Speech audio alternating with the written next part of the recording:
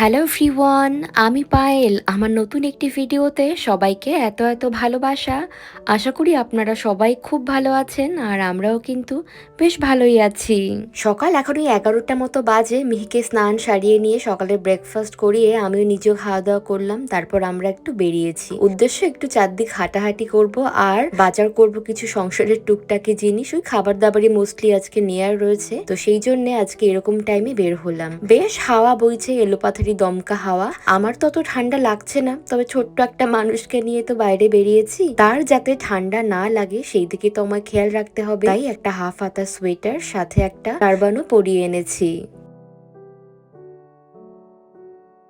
আমাদের বাড়ির পাশের এই সুপার শপটা আপনারা তো অনেকেই চেনেন। সকালবেলা এখানে এসে আজকে বেশ ভালো লাগছে, জানেন তো। আমি তো সচরাচর সকালবেলা বাজারে খুব একটা আসি না, আজকে অনেক দিন পর এমন সময় বাজার করতে এলাম। ঠিক একটা দেশ দেশ ব্যাপার আছে। যাই হোক, প্রথম নিয়ে নিলাম 20টা মতো ডিম, আর এখানে আমি সামান্য একটু চিকেন নেব। তো সব থেকে কম দামের কম পরিমাণ যে চিকেনটা আমি সেটাই তুললাম, তার কারণ এই চিকেনটা শুধুমাত্র মিহি খাবে। আর নিলাম মিহির খাবারের জন্য টোফু। এখানে 100% র টোফু রয়েছে। আরো যেটা নিলাম সেটা হলো প্রায় 2 কিলো ওজনের একটা পেঁয়াজের প্যাকেট। এগুলো না খুব একটা বড় পেঁয়াজ না, ছোট্ট ছোট্ট পেঁয়াজ, মোটামুটি একটা তরকারিতে লেগে যায়। সাথে নিলাম একটুখানি ধনেপাতা। ধনেপাতার ছোট প্যাকেটটা আজকে আমি নিয়েছি। এটা বেশ ওই 100 কত ইয়েন যেন দাম নেয়। সাথে নিয়েছি ফ্রেশলি ওয়াটার টমেটোস। বাপরে বাপ, এখন এখানকার বাজারগুলিতে টমেটোর যা দাম, এই কটা মাত্র ছোট্ট ছোট্ট টমেটো তারও 300 ইয়েনের ওপরে দাম নিল। যাকে প্রয়োজন যেহেতু নিতেই তো হবে। আর নিয়েছি একটা রাঙা আলু বা মিষ্টি আলু, যেটাই বলুন না কেন। অনেকে শুনলাম আপনারা নাকি এটাকে মৌ আলু বলে। আসলে অঞ্চল ভেদে খাবারের তো নাম পরিবর্তন হয়ে যায়, এই যা। যাকে এটা যেহেতু মিহির ভীষণ প্রিয় খাবার, তাই মিহিকে একবার দেখিয়ে নিলাম, দেখো বাবা তোমার জন্য আজকে কি খাবার নিলাম। বেশ, চলুন, আমার যা যা দরকার ছিল বাকেট ভর্তি করে আমি সব তুলে নিয়েছি। এখন যাই বিলিং কাউন্টারের দিকে।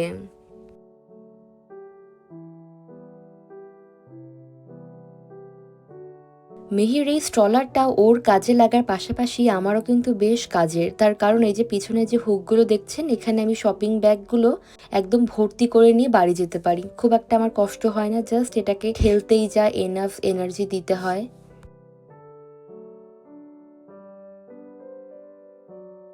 যাই হোক, বাড়ি এসে আমি একটু রেস্ট করলাম, মিহিকে নিয়ে খেলাধুলো করলাম। তারপর আমি গিয়েছিলাম স্নানে। স্নান সেরে পুজো দিয়ে এখন আমি পুরো ফ্রেশ হয়ে গিয়েছি। সকাল সকাল বাজার হয়ে গেল, স্নান সারলাম, পুজো দিলাম, খাওয়া দাওয়া সেই অনেক সকালই হয়ে গিয়েছে। এখন শুধু বাকি আমার রান্নাটা। তবে জানেন তো, মিহিকে আমি অনেক ঘুম পাড়ানোর চেষ্টা করলাম। মাঝে মাঝে যে ওর কি হয়, ও কিছুতেই ঘুমোতে চাইছে না আজকে।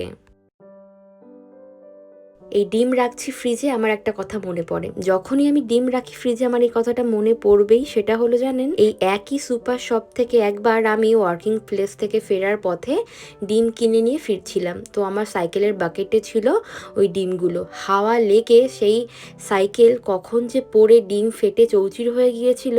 আসলে আমি গিয়েছিলাম ভেতরে আইসক্রিম আনতে, ফিরে এসে দেখি ওই অবস্থা। তারপর আর কি, দরকার যেহেতু ছিল তাই আবার ডিম কিনে নিয়ে বাড়িতে এসেছিলাম। জানলা থেকে কবে থেকে যে এই বিল্ডিংটা কনস্ট্রাকশনের কাজ হতে দেখছি, এখনো বন্ধ হয়নি। দেখুন, এরকম ভাবে কালো কাপড় দিয়ে ঢেকে রাখে এখানকার কনস্ট্রাকশন বলা বিল্ডিং গুলো। আজকে না কাঞ্চন এই যে রেড চিলি পাউডার যে এনেছে, সেটা দিয়ে আমি রান্না করব। কাঞ্চন গতকাল রাতে ফেরার সময় অফিস থেকে তখন এই রেড চিলি পাউডার বা লঙ্কার গুঁড়ো যেটাই বলুন না কেন, একটা প্যাকেট ধরে নিয়ে এসেছে। এটার 1 কিলো ওজনের প্যাকেট রয়েছে। তবে আমার একেবারে দৃঢ় বিশ্বাস এটা খুব খারাপ হতে চলেছে। এটা একদমই প্রাকৃতিক লঙ্কার গুঁড়ো নয়। যাই হোক, সঙ্গে একটা শুটকি মাছও এনেছে। শুটকি মাছটা বাড়িতে শেষ হয়ে গিয়েছিল। আপনারা আগের দিনের ভিডিওতে দেখলাম অনেকেই বলেছিলেন যে এই শুটকি মাছের রেসিপি আপনারা জানতে চান। 3টে ডিম ফেটিয়ে নিচ্ছি, এগুলো দিয়ে আমি অমলেট বানাবো, আর সেই অমলেট দিয়ে বানাবো অমলেট কারি। তবে আজকে একটু অন্যরকম ভাবে অমলেট কারিটা বানাচ্ছি। অন্যদিন যেমন জাস্ট পেঁয়াজ দিয়ে আমি শুকনো শুকনো করে গ্রেভি করে কারি বানাই, আবার কখনো আলু দিয়ে করি। আজকে না আলু ফুলকপি দুটো সহযোগে বানাবো। যাই হোক, চলুন কড়াইতে তেল গরম করে নিয়ে আগে অমলেটটা রোল রোল করে ভেজে নেই। আপনাদেরকে তো আগেও বলেছি যে আমার বাড়িতে এই শুটকি মাছের চল একেবারেই নেই, নেই নেই করে কেউই খেতে পছন্দ করে না। তবে প্রেগনেন্সির টাইম থেকে একদম উইয়ার্ড সব কম্বিনেশনের খাবারগুলো আমার খেতে ইচ্ছা করতো, আর যেটাই খেতাম না কেন ওগুলো তো বেরিয়ে যেত, তারপরেও মন চাইতো খেতে। তো শুটকি মাছ তাদেরই দলের একটা খাবার। যাই হোক, তখন থেকে আমার বেশ পছন্দের খাবার হয়ে গিয়েছে। আজকে সেটা রান্না করতে করতে আপনাদেরকে সমস্তটা রেসিপি শেয়ার করব। যাই হোক, চলুন দেখুন, কথা বলতে বলতে এখানে আমার ডিমের অমলেটটা ভাজা হয়ে গিয়েছে। এটা অ্যাকচুয়ালি অমলেট নয়, ওই রোল রোল যে ব্যাপারটা হয় আর কি, ওইটা।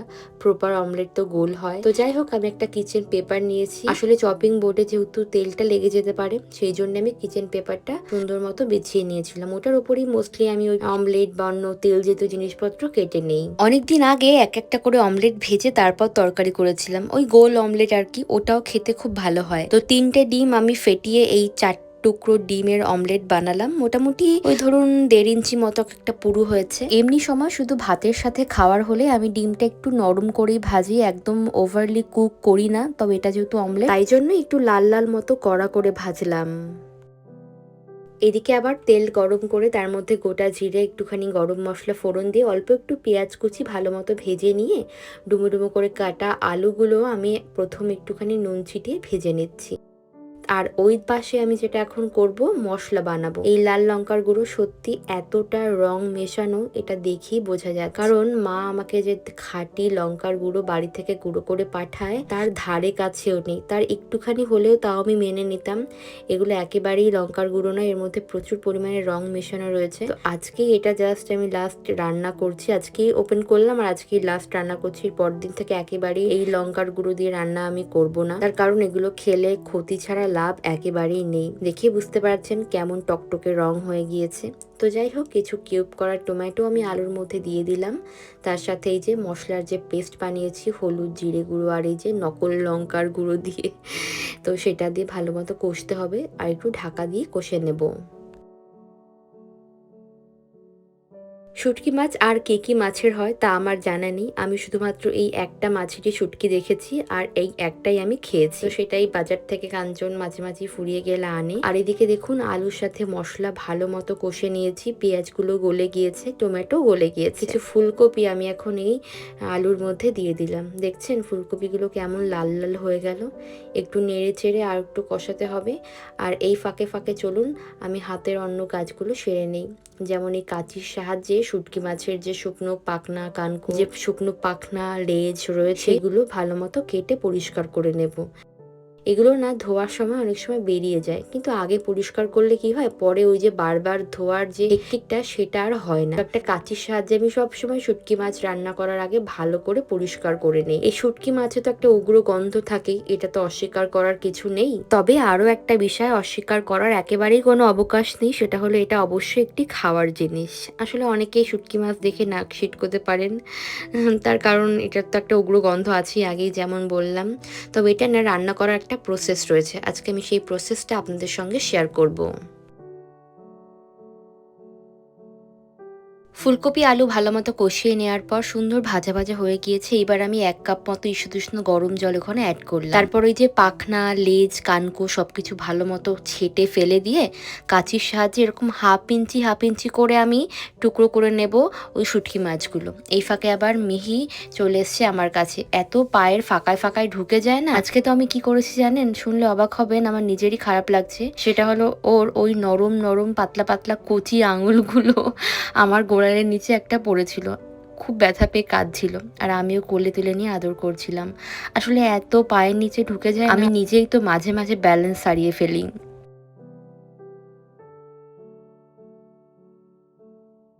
এদিকে শুটকি মাছগুলো বাকিটা কেটে নিয়ে আমি যেটা করলাম ডিমের ঝোলটা এদিকে হয়ে গিয়েছে, তাই একটুখানি ভাজা জিরের গুঁড়ো আর সামান্য গরম মশলা গুঁড়ো উপর থেকে ছড়িয়ে দিলাম। আর আজকে যেহেতু একদম ফ্রেশ ধনেপাতা বাড়িতে রয়েছে, তাই একটু কুচি করে দিলাম, দেখতেও ভাল লাগবে সাথে খেতেও। মাঝে মাঝে দুপুরবেলায় মিহি ভাত টাত খেয়েতে ঘুমোয়, মানে ওই দুপুরবেলায় যে সলিড খাবারটা খায় ওটা খেয়ে নিয়ে ঘুমোয়। আজকে সেটাও খেয়েছে, কিন্তু ঘুম তার চোখে নেই। এইবার যে কোলে নিলাম, এইবার হয়তো একটু গরমে গরমে ঘুম পেলেও পেতে পারে। যাকে আমি ডিমের ঝোলটা নাবিয়ে নিয়েছি। এইবার একটা শুকনো ফ্রাই প্যানে আমি যেটা করব, এই যে 1/2 ইঞ্চি বা 1 ইঞ্চি যেই পরিমাপে আপনি কাটুন না কেন, শুটকি মাছগুলোকে বেশ অনেকক্ষণ ধরে লো ফ্লেমে আমি ড্রাই রোস্ট করে নেব। তাহলে কি হবে, ওর গায়ে যে নোংরা বালি বা ওই মাছের যে ছোট ছোট আঁশ এগুলো থাকে বা ছোট ছোট যে পার্টিকলসগুলো থাকে ওইগুলো গরমে গরমে বেরিয়ে যায়, আর ধুলে তো আরোই বেরিয়ে যাবে। তবে ওটাকে না অনেকক্ষণ ধরে ধুতে হবে। আর এমনিতেও এখানকার শুটকি মাছগুলো দেখে আপনারা নিশ্চয়ই বুঝতেই পেরেছেন, এগুলো খুব ভালো কোয়ালিটির শুটকি মাছ। এর মধ্যে নোংরার পরিমাণ একদম 0%। শুটকি মাছ অনেকেই অনেকভাবে রান্না করেন, তবে আমি অত রকমভাবে পারি না। আমি বাড়িতে একরকমভাবেই মাঝে মাঝে শুটকি মাছ করি যখন আমার খুব ক্রেভিং হয়, তাও আবার সেটা শুধুমাত্র আলু আর বেগুন দিয়ে। বেগুন আর আলুগুলোকে আমি একই সাইজে ডুমো ডুমো করে কেটেছি। একটু ছোট ছোট করে কাটলে কি হয়, দেখতে ভালো লাগে। তো দেখুন অনেকক্ষণ ধরে আমি ড্রাই রোস্ট করলাম একদম লো ফ্লেমে, তারপর গরম জল দিয়ে ভালো মতো ধুয়ে নিয়েছি। তারপর যেটা করব, গরম জল দিয়ে বেশ কয়েকবার ধুয়ে নেওয়ার পর আমি আবার একটু গরম জল করব। তার মধ্যে এই শুটকি মাছগুলো দিয়ে আমি ওই 2 মিনিট মতো সিদ্ধ করব। আর সেই জলটা ফেলে আরও একটা গরম জল দিয়ে আমি সুন্দর মতো ভিজিয়ে রাখবো। দেখুন ধোয়ার পরে ব্যাপারটা এরকম হয়েছে, ভীষণ সুন্দর হয়েছে, পরিষ্কার হয়ে গিয়েছে। আর অনেকবার ধোয়ার ফলে না এটা অনেকটাই নরম হয়ে গিয়েছে। এইবার এই উপকরণগুলো দেখুন, সেটা হচ্ছে পেঁয়াজ আর রসুন আর একটু ধনেপাতা। বাড়িতে কাঁচা লঙ্কা আমার আজকে নেই, সবুজ কাঁচা লঙ্কা, ওটা থাকলে অবশ্যই দেবেন। তো আজকে আমার নেই বলে আমি স্কিপ করে দিলাম। আর তেল অল্প একটু নিয়ে আলু আর বেগুন নুন ছাড়া সামান্য হলুদ ছিটিয়ে বেশ ভালো মতো ভেজে নেবেন। খুব বেশি ভাজার দরকার নেই, একটু নরম নরম হয়ে গেলেই হলো। পরে তো মাছ আর মশলার সাথে আবার কষানো হবে, তখন এমনিতেই গলে যাবে। তো আলু বেগুন তুলে নিয়ে আমি আরেকটুখানি তেল গরম করেছি, তার মধ্যে পেঁয়াজ কুচি একটু নরম নরম করে ভাজলাম। এইবার হ্যাঁ, রসুনটাও দিয়েছিলাম। তারপরে যে শুটকি মাছগুলো জল থেকে তুলে একসাথে ভাজা। আর সবসময় মনে রাখবেন, এই শুটকি মাছ যেহেতু একটুখানি গন্ধযুক্ত মাছ, তারপর এগুলো ফার্মেন্টেড খাবার যেহেতু সংরক্ষণ করা হয়, তাই এর মধ্যে একটু বেশি করে তেল নুন পেঁয়াজ রসুন ঝাল না দিলে না এটা টেস্ট ঠিক এনহ্যান্স হয় না। কার্পণ্যতা না করে একদিন একটু অস্বাস্থ্যকর ভাবে নয় রান্না করি, খেলে নি, তাতে কিচ্ছু হবে না। যাই হোক, মজা করছিলাম। তো এখানে ভালো মতো কষিয়ে নেওয়ার পর আমি মশলার জন্য দিয়েছিলাম একটু লঙ্কা গুঁড়ো, হলুদ গুঁড়ো আর একটুখানি অল্প একটু জিরে গুঁড়ো। তারপর আলু বেগুনটা দিয়ে ভালো মতো এটাকে কষাতে হবে। আর এমনভাবে কষাবেন ওই মাছগুলো যেন প্রত্যেকটা শুকনো শুকনো যে কাঁটাগুলো থাকে ওখান থেকে খুলে বেরিয়ে যায়। আর একদম শেষে শুটকি মাছ ভেজানো যে জলটা রয়েছে ওটা অবশ্যই ফেলবেন না, ওটা আমরা পরে এর গ্রেভি বা একটু যে মাখা মাখা ব্যাপারটা করার জন্য ইউজ করব। এইবার দেখুন আলু বেগুন বেশ ভালোই সিদ্ধ হয়ে গিয়েছে। এইবার আমি শুটকি ভেজানো যে জলটা অবশিষ্ট ছিল সেটাই এর মধ্যে এখন দিয়ে দিলাম। খুন্তির সাহায্যে ভালো মতো মশলা জল শুটকি মাছ সমস্তটা ভালো মতো মিশিয়ে নিয়ে একটু ঢাকা দিয়ে দিয়েছিলাম। ওই মিডিয়াম টু লো আছে ছিল। দেখুন কি সুন্দর রং ধরেছে, দেখেছেন? এমনিতেই ওই লঙ্কার গুঁড়োতে আজকে রং রয়েছে, তাছাড়া ভালো লঙ্কার গুঁড়ো দিয়েও রান্না করলেও সুন্দর একটা রং আসে। আমি এবার বেশ কিছুক্ষণ ধরে ঢেকে ঢেকে মাছটাকে কষাতে থাকবো। আর তারপর যখন এরকম বেশ মাখা মাখা উপরে তেল উঠে আসবে, তারপর বেশি করে একটুখানি ধনেপাতা আর কাঁচা লঙ্কা কুচি থাকলে সেটা অবশ্যই এই সময় অ্যাড করবেন। কাঁচা লঙ্কার ফ্লেভারটা ধনেপাতার সাথে মিশে শুটকি মাছে একটা দারুণ গন্ধ সৃষ্টি করে। আমার তো এক্ষুনি জিভে জল চলে আসছে এডিট করতে করতেই। যাই হোক, আমি সবসময় জানেন তো আমার দাদাকে শুটকি মাছ পাঠাই। ও যেহেতু শুটকি মাছ খেতে খুব ভালোবাসে, আগের একটা ভ্লগেও আমার বাড়িতে এসেছিল, সেদিন নিশ্চয়ই দেখেছেন আমার দাদা কত খেতে ভালোবাসে এই মাছ। তো আমি যেটা করব, অফিস থেকেও যখন ফিরবে তখন আগে আগে ফোন করে টিফিন বক্সে করে ওকে বেশ খানিকটা মাছ আমি দিয়ে দেবো। যাকে চলুন, রান্নাবান্না শেষ, কিচেনটাও ক্লিন করে নিয়েছি। রান্নাবান্না শেষে মানে এই শুটকি মাছ রান্নার শেষে সবসময় ঘরটাকে আমি ডিপ ক্লিন করি। আমি সুন্দর মতো ফ্রেশ এয়ার ঢোকাই ঘরের মধ্যে, তাহলে গন্ধটা সুন্দর মতো চলে যায়। আর সবসময় তো রুম ফ্রেশনার থাকেই। তাই চলুন আজকের ভিডিওটা আমি এখানেই শেষ করছি। দেখা হচ্ছে সবার সাথে আগামী পর্বে। সবাই খুব ভালো থাকবেন, সুস্থ থাকবেন। Tata, bye bye.